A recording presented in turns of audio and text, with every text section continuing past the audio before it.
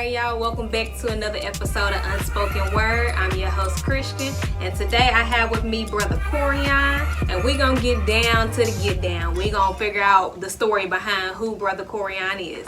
Stay tuned.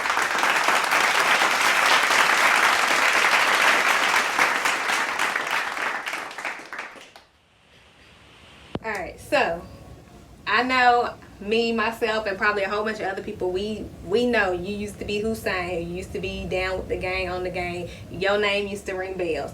So what made you go from Hussein to brother Coreyian? Like what was the switch and when was it?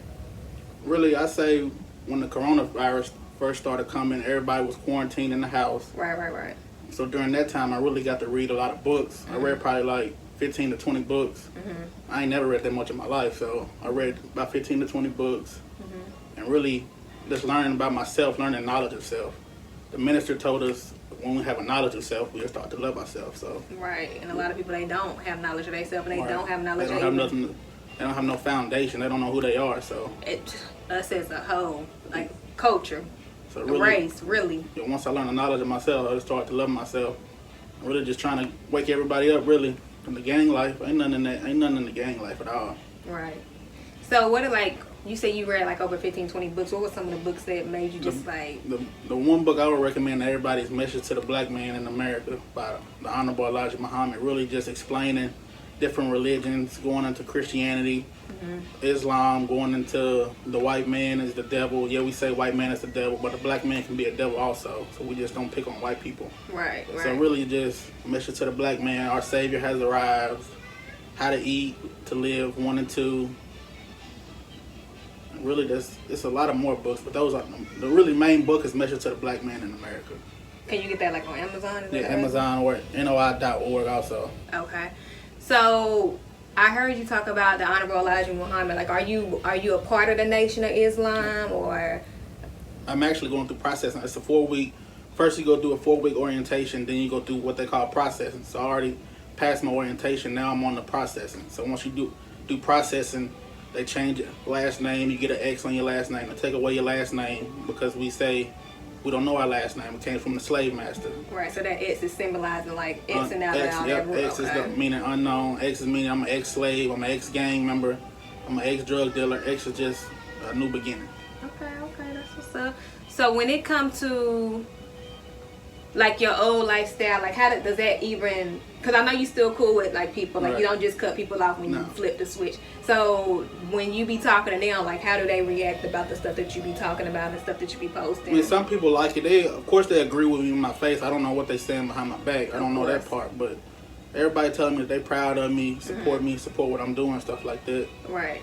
Well, that's good. He also teaches us not to condemn, even though I'm trying to do better. We don't gotta condemn others. He told us that all you gotta do, don't condemn a dirty glass. Just put a clean one up next to it and let the people decide which one they want to drink from. Right. So you just wrote a book called More Than Just a Negro. Right. What can we expect? Like if we was to be getting this book, or if somebody was interested in trying to figure out, like, okay, he went from, like I said, top-notch hood dude to brother Coreyian. What's in this book? Like, what can we expect if we was to purchase your book? Well, the mission of the book is just to inspire people to do for themselves and to learn the knowledge of self. So that's the main mission of the book, to inspire others to do for self and to learn the knowledge of self. So instead of working, there's nothing wrong with working a white man's job as long as you don't make that your end destination, like you want to retire. So the Honorable Elijah Muhammad teaches us to do for ourselves. Right. Okay, so I be seeing a lot of posts that you be posting, like a lot of the videos as far as like, you know, how a lot of black men are with the white race, or how like black men, I think it was one you posted with Nick Cannon, and he was talking about how I'm gonna get with the white woman because of we couldn't have it, so now we can have it. So when it comes to, I guess, like the whole biracial relationships and all of that, do you feel like his mindset is how they think about it, or is it just like? Yeah, I feel like it's a combination of both. They couldn't date a white woman back in the day, so that's a big part of it. Right. The Nation of Islam, we're against integration. We don't believe in biracial relationships, none of that stuff. We just believe in sticking with the black community. And when we say that, we don't mean that we racist. We just want to do for you know somebody is perceiving like, hold on. We just want to do for ourselves. So it's not like no hate. It's like right. We just want to do black for ourselves. power, black pride. When Japanese people do for themselves, nobody call them racist. And they keep it in the community. When Chinese people do for themselves, nobody call them racist. But when black people try to do for themselves, it's a problem.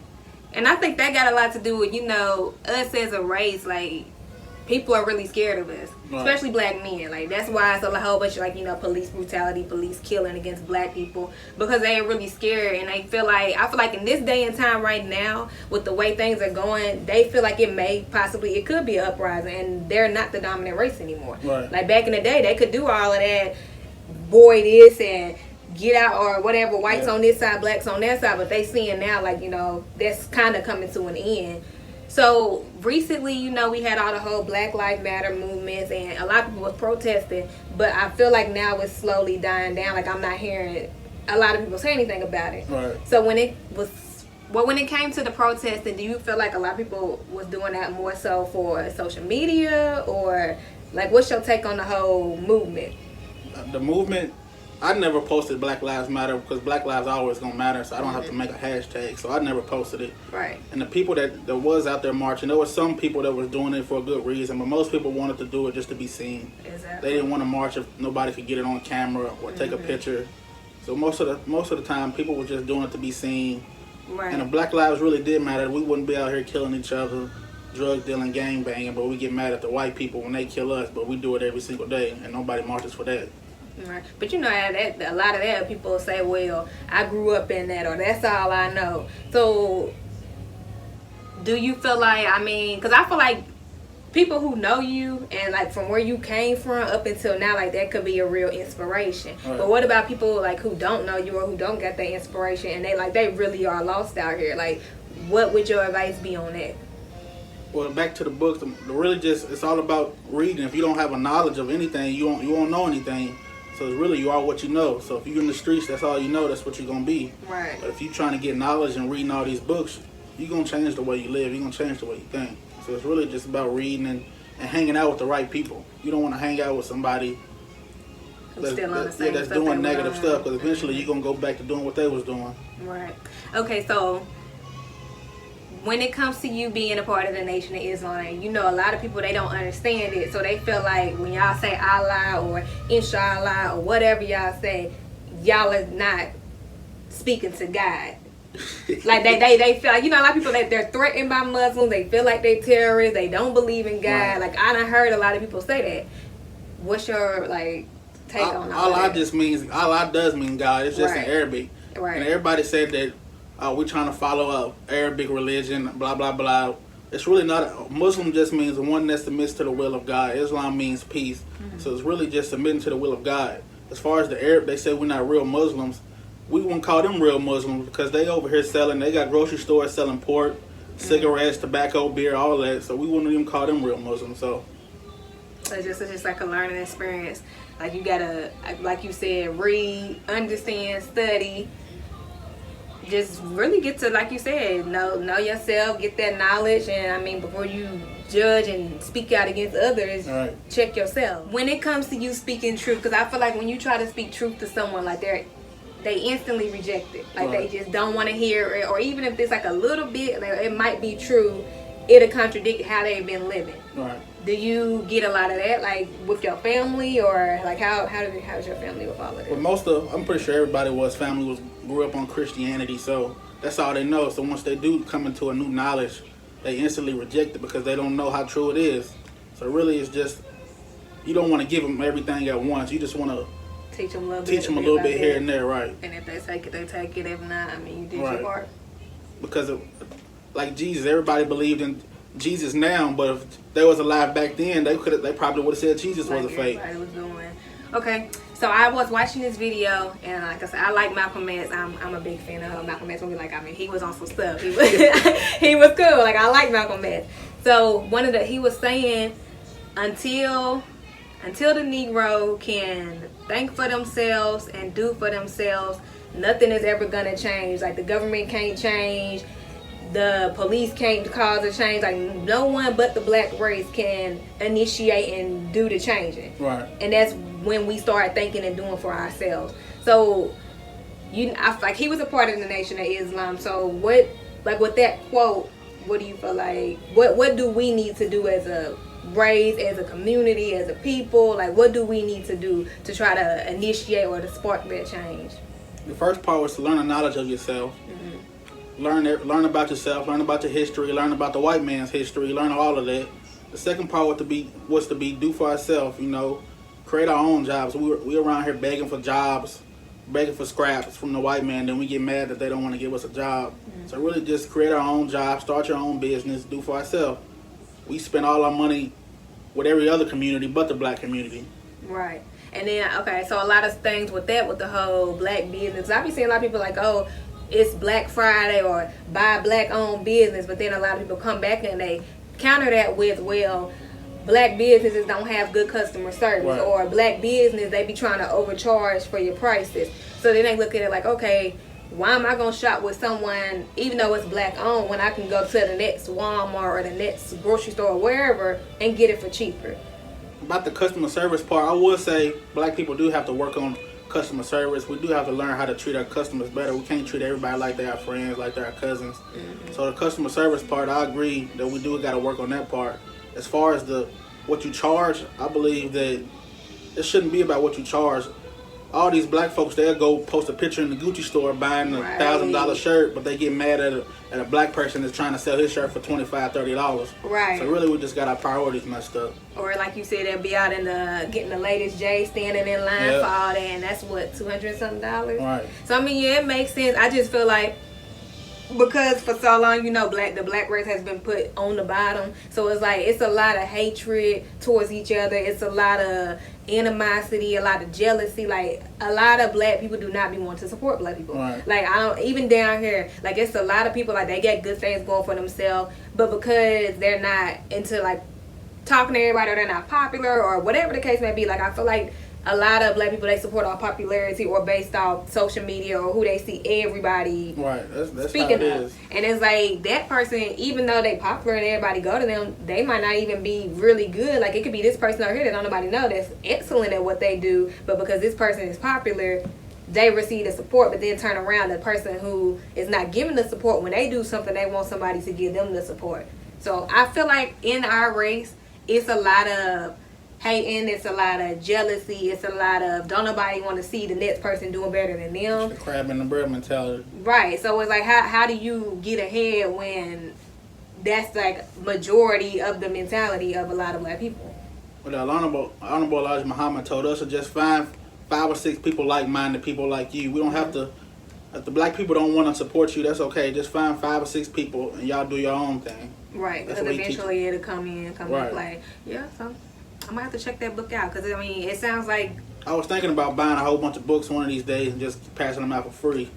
I mean, yeah, because that'll start. Yeah. I mean, people, if you know free, people gonna come running. Right. That's all you gotta say. And at the end of the day, it's like either you gonna read it or you not. Either you gonna stay on the bottom of the totem pole or you gonna rise up to the top. Right. Like it's at this point in time with everything that's going on, it's either eat or be eaten. Right. So it's like, which one are you gonna do? I feel like it should start at home too. Like teach your kids while they're young, because you know when they're young, that's when they soak up everything. So it's like if you run in the truth, why not teach your kid, or why not teach anybody young in the community? Like if you, as a black man, if you have young dudes who used to look up to you, why not go out and try to teach them to do better or show them better? Like, hey, I used to be on this, but now I'm on this. Like, I don't know. I feel like that should be like a top priority in the black community. Like people that are elders or who got knowledge that done been through some stuff and they see these young dudes. Like I took my daughter to the fair that they had over here.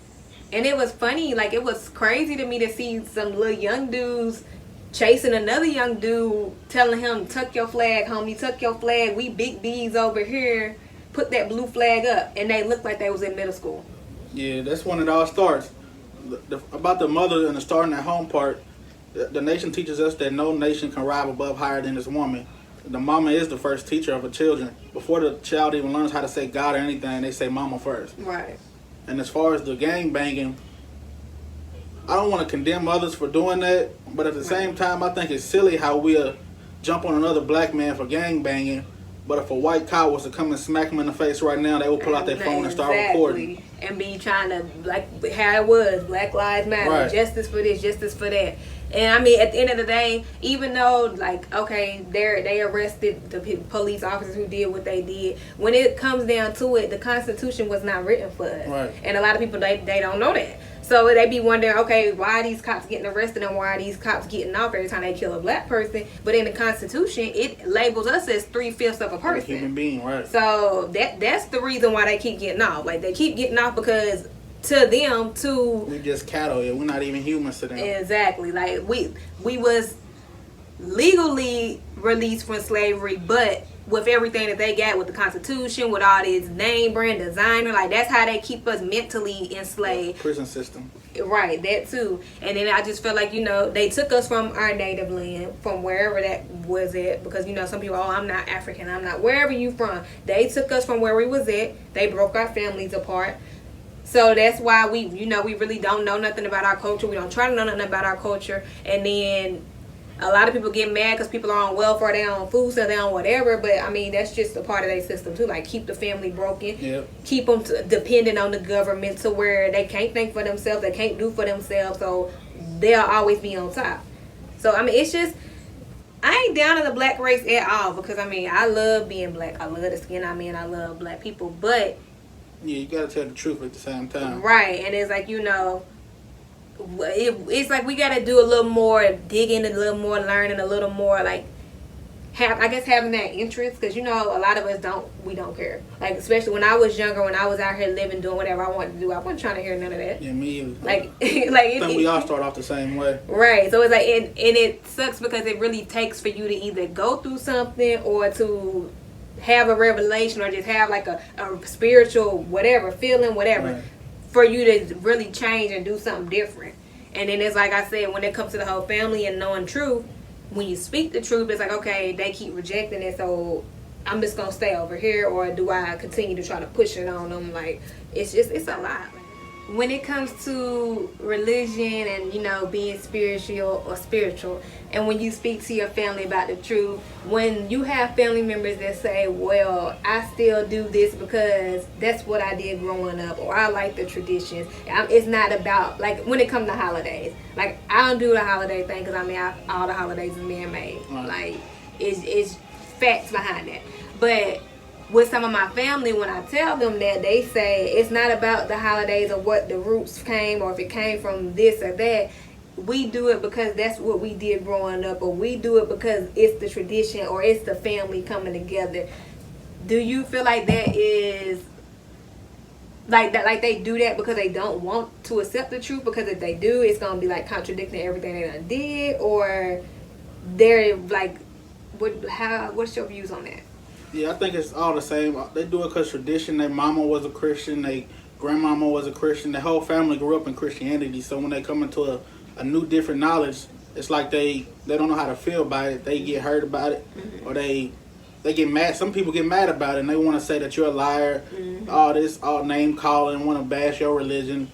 Oh, so, I was like, the first thing they gonna highlight is what's wrong with you? You crazy? Right. Like, that's the number one. But thing. That's the same thing they was telling Jesus back in the day. He was crazy. So a lot of people that say they're Christians, I don't even think they would believe in Jesus if Jesus was alive right now, or if they was alive back in the day, they would be calling Jesus a liar. So, mm-hmm, at the same time, it's just about if you believing in what you believe in. Right. And really, really knowing like the truth and the knowledge and the facts about it. Because even with everything that's going on now, like I be seeing a lot of people say, oh, how can you say you're a Christian, or you're this and you're that, but you're racist? Like, everybody is under one guy. Everybody is made in his image. Like, I see a lot about that. And I mean, I'm like, yeah, that's true, because it's for so long it's been beat in our head that Jesus was white, Jesus had blonde hair, blue eyes. But when you go back and you read the scripture, like, I said he had hair like wool and feet like same color as bronze. Exactly. So it's like, if you go in a science class and they show you a piece of bronze and a piece of metal and a piece of diamond, we all know bronze ain't white. I actually had somebody write me yesterday, a black woman too. She wrote me and asked me, like, talking bad, why does it matter what color Jesus is? And I just told her, that's like asking, why does it matter about the truth? if you want to know that it's not about the color of his skin, it's the principle behind it. Right. If they lied about the color of Jesus, what else have they lied about? So Right. really, it's the principle. It don't matter what his color was. Right. It's just the principle behind it. Why are you lying about this stuff?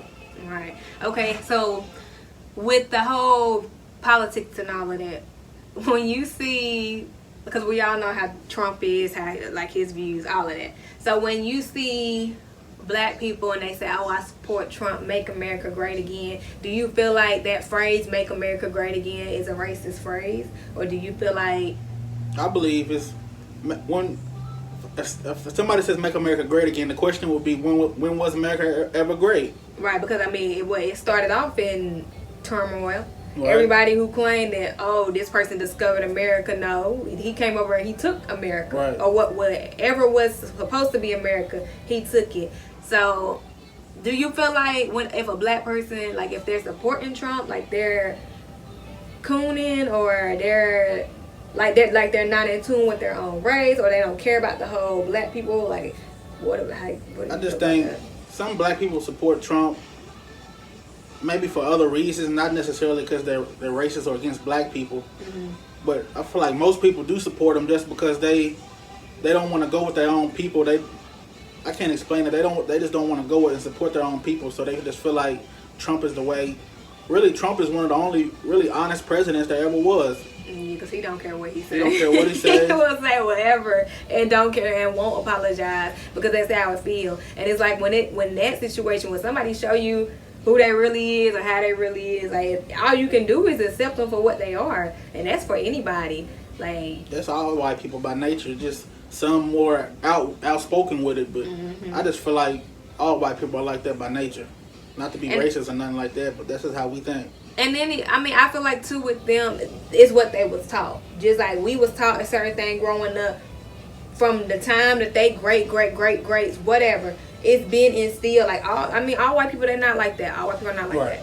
But a huge percentage of them, it's been like infused from the time they were kids. Like it's been taught to not like black people, or black people are below us, or whatever the case. Like they have been taught racism, because you have to teach racism. Racism is not nothing that you're born with. Like they're taught that, because when you see kids don't see color. Mm-hmm. Like they play together. They don't care what color that person is. Like they'll do whatever together, and it is taught. Like racism is taught. I don't care how people try to look at it, how people try to sugarcoat it, or they try to say, oh, that's not racist, or they try to downplay it. Like racism is taught into us. So when it keeps getting pushed into generations, like how do you feel? Like do you feel like it'll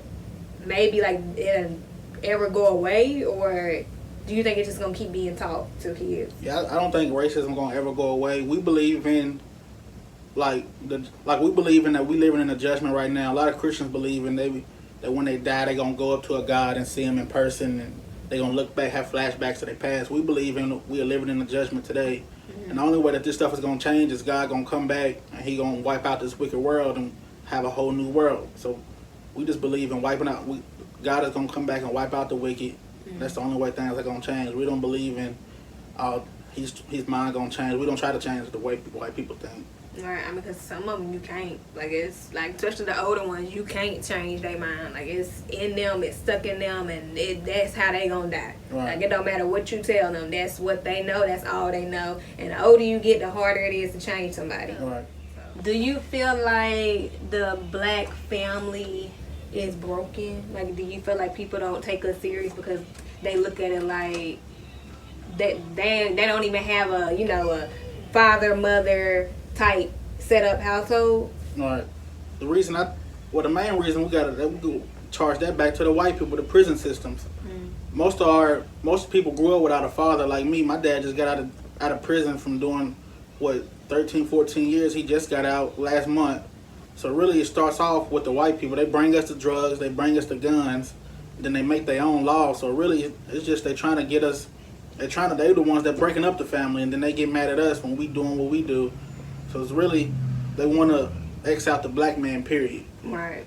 Because, I guess they look at it like, shoot, knock the head off, the bottom will crumble. Right. Pretty much. As far as different religions go, people, you can believe in what you want to believe in, but the minister told us like this: when you was little, your mama told you 4 plus 3 equals 7.